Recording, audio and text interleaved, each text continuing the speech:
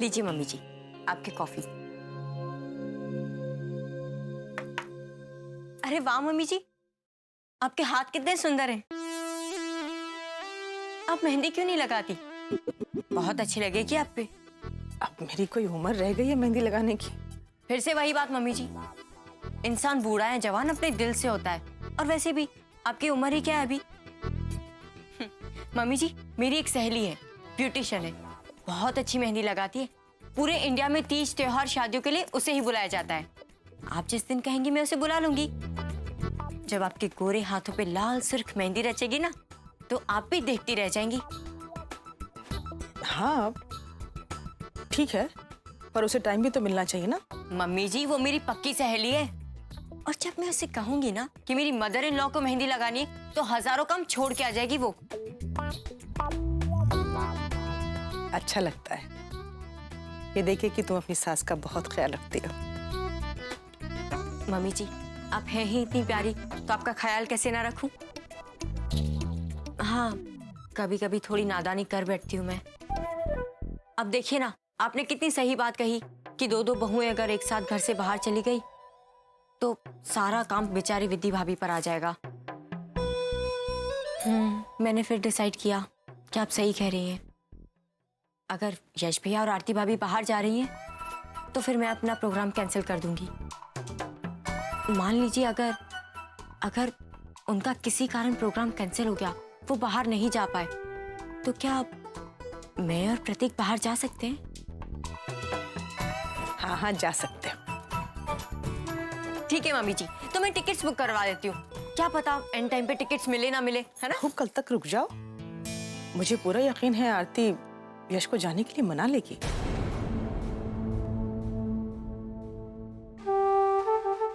ये ले बहू, कॉफी में चीनी ज्यादा थी, अगली बार से थोड़ी कम डालना। जी।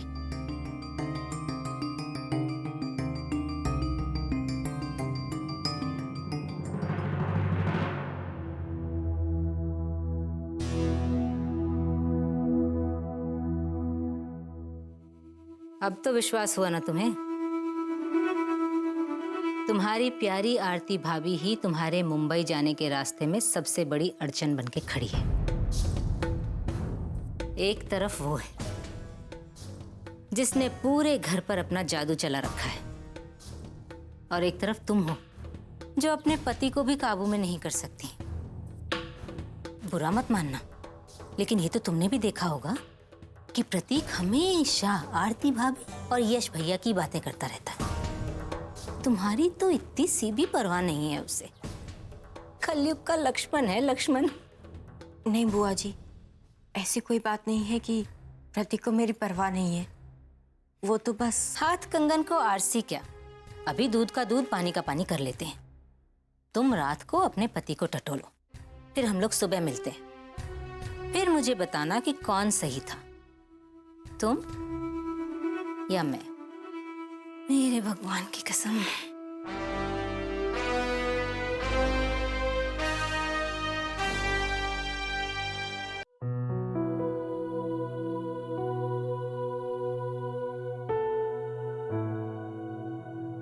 ये क्या?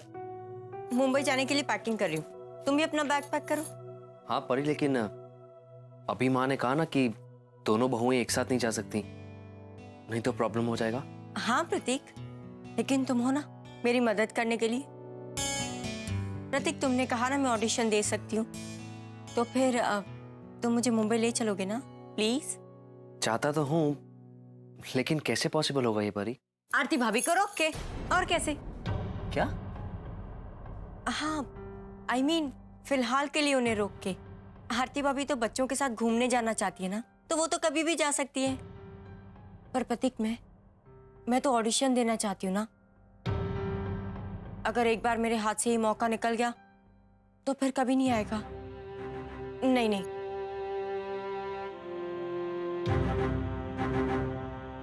स्वीटहार्ट, लेकिन अब तुम्हें काम करने का मौका मिल रहा है और आरती भाभी और यश भैया को अपनी जिंदगी संवारने का एक चांस। और तुम तो जानती हो ना कि यश भैया तो आरती भाभी से बात भी नहीं करते हैं, तुम ये क्यों नहीं सोचती कि वो दोनों मुंबई जाएंगे, एक दूसरे के साथ समय बिताएंगे, तभी तो करीब आ पाएंगे ना। बस प्रतीक, जब देखो अपने भाई और भैया के बारे में ही सोचो। जब देखो आरती भाभी, आरती भाभी। आरती भाभी बहुत स्मार्ट है, वो यश भैया को अपने करीब ले ही आएंगी। उसके लिए मुंबई जाने की जरूरत नहीं है प्रतीक। परी, तुम जानती हो कि मैं यश भैया और आरती भाभी के खिलाफ कुछ गलत नहीं सुन सकता, फिर भी। हाँ, पर मेरे साथ गलत होते हुए देख सकते हो तुम। मेरी अच्छी खासी जॉब छुड़वा के मुझे घर पे बिठा सकते हो तुम, लेकिन आरती भाभी को अपने हस्बैंड के साथ जॉब करने के लिए किसी ने मना नहीं किया। ऊपर से सब लोगों ने उन्हें जबरदस्ती की कि अपने पति का साथ दो। मेरे मुंबई जाने से सबको प्रॉब्लम है, पर आरती भाभी की टिकट्स भी बुक हो गई है ना प्रतीक। प्रतीक, ये सारी पाबंदियां मुझ पर ही क्यों है? पता है क्यों? क्योंकि तुम में हिम्मत नहीं मेरा साथ देने की। परी, तुम बात को कहीं से कहीं ले जाती हो, कुछ भी सोचती हो ना। तुमने जो समझना है तुम समझो, मैं तुमसे बहस नहीं कर सकता। बस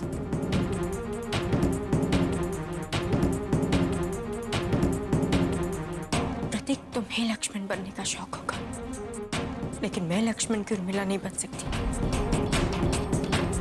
मैं अपनी खुशियों को अनदेखा कर त्याग नहीं कर सकती।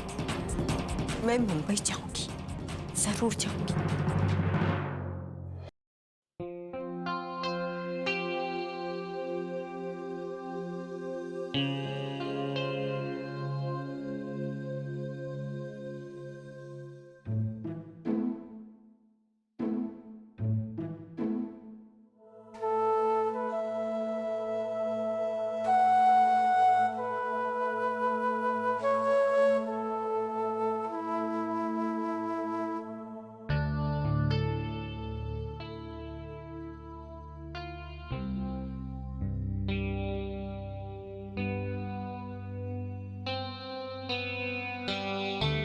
यश जी, हाँ? कल सुबह मुझे सब्जियां लेने जाना है। ड्राइवर मिलेगा क्या? और बाथरूम का दरवाजा भी खराब हो गया है, अंदर से बंद हो जाए तो खुलता ही नहीं है जब तक कोई बाहर से धक्का मार के ना खोले। क्या हुआ? हाँ? अगर ड्राइवर नहीं है तो कोई बात नहीं, मैं खुद चली जाऊंगी लेने। नहीं आरती जी, ड्राइवर आपके साथ जाएगा।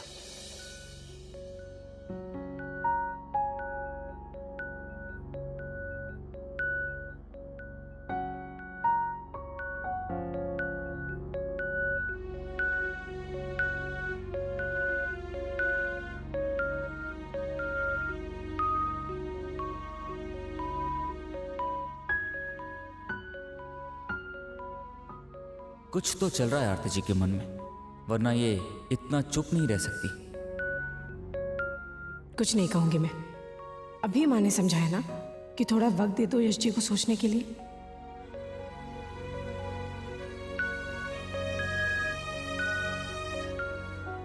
वैसे आरती जी ने गलत नहीं कहा, उनकी एक एक बात सही थी, लेकिन मैं मुंबई नहीं जा सकता, कभी नहीं।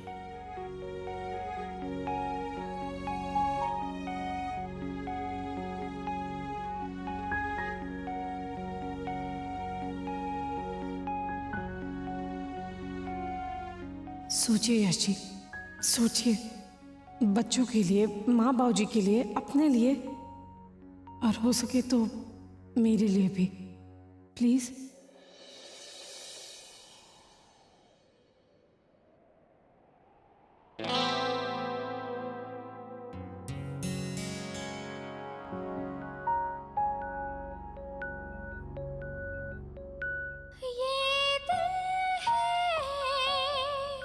ये दिल है, ये दिल है,